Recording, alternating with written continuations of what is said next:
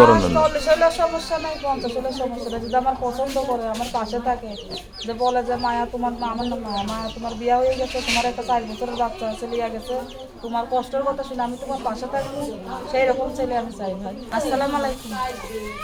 আমি আমার দেশের বাড়ি রংপুরে, আমি হেমিদপুরে ভাড়া থাকি।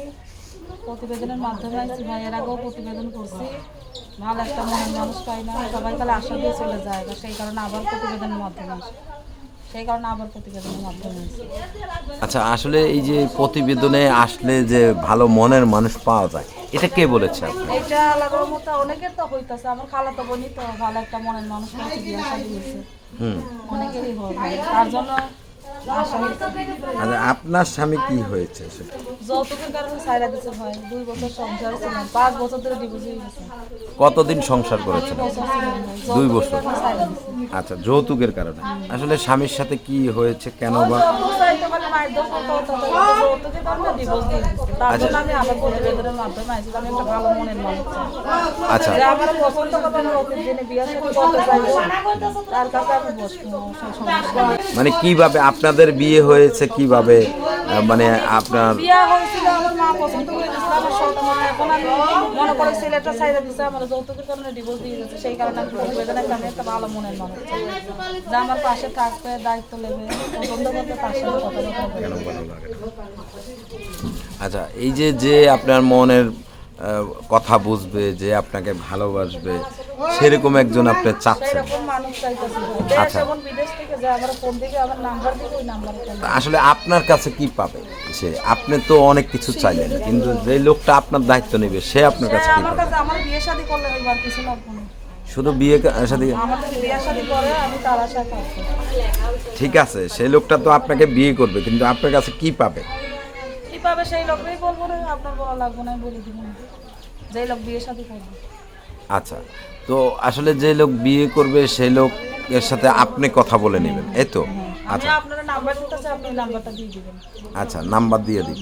তো এই যে ইউটিউবে মানে নাম্বার দিলে কি মনের মানুষ পাওয়া যায় আপু? আল্লাহর মতো হইব, ভাগ্যে ভালো থাকে তাহলে অবশ্যই হইব। আচ্ছা, তো আসলে কেমন বয়সের লোক চাচ্ছেন, কোন ধরনের লোক? 40 হলে সমস্যা নাই, 50 হলে সমস্যা নাই। যদি আমার পছন্দ করে, আমার পাশে থাকে, যে বলে যে মায়া তোমার আমার নাম মায়া, মায়া তোমার বিয়ে হয়ে গেছে, তোমার একটা 4 বছরের বাচ্চা আছে, লিয়া গেছে, তোমার কষ্টের কথা শুনে আমি তোমার পাশে থাকবো, সেই রকম ছেলে আমি চাই ভাই। এরকম তো অনেকে বলে পাশে থাকবে, পরে তো আবার পাশে থাকে না। অনেকের কথা আমি জানি না, আমার কথা আমি জানি। আপনি কি থাকবেন? থাকবো আল্লাহ। বিয়ে বসবেন না, আসলে প্রতারণা করবেন? না ভাই, প্রতারণা করার নিয়ে আমি প্রতারণা করবো না, সত্যি সত্যি বিয়ে সাথে অনেকে তো আমার ভিডিও বলে বিয়ে করে, ভিডিও করে বসবো। ভিডিও ফোনে কি বিয়ে করা যায় নাকি? হ্যাঁ, অনেকের তো হইতাছে ভাই। অনেকের হইতেছে।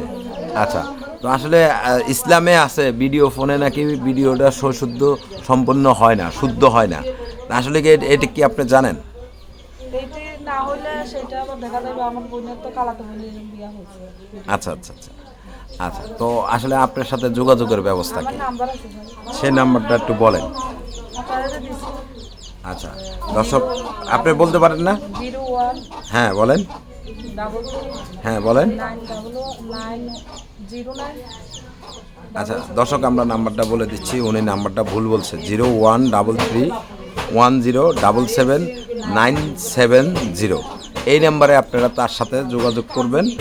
আপনারা আপনাদের নিজ দায়িত্বে, ইউটিউব কর্তৃপক্ষ এই ধরনের কোনো দায় দায়িত্ব নেয় না। বিয়ে শাদী সম্পূর্ণ বিষয়গুলো আপনাদের, আপনারা ভালো করে যাচাই করে তারপর মোটা অঙ্কের টাকা পয়সা দিবেন। অযথায় কেউ প্রতারিত হবেন না এবং ইউটিউবকে কেউ দায়ী করবেন না। সকলে ভালো থাকবেন। আপনার কিছু বলার আছে?